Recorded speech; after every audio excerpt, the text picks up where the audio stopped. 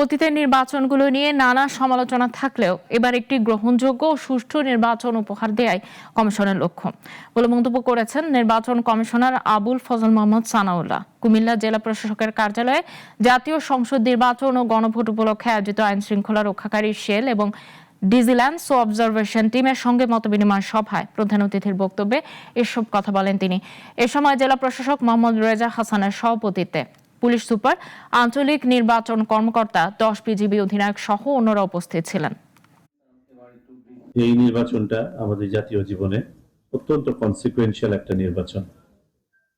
এই নির্বাচনের সাথে শুধুমাত্র আমাদের ভাবমূর্তি সম্পৃক্ত নয়, শুধুমাত্র গণতান্ত্রিক উত্তরণই সম্পৃক্ত নয়, এটার সাথে আমাদের বিশ্ব দরবারে আমাদের অবস্থান, আমাদের বার্গেনিং ক্যাপাসিটি, আমাদের দেশে বিনিয়োগ, ব্যবসা বাণিজ্য তথা কর্মসংস্থান সবকিছু এটার সাথে রিলেটেড।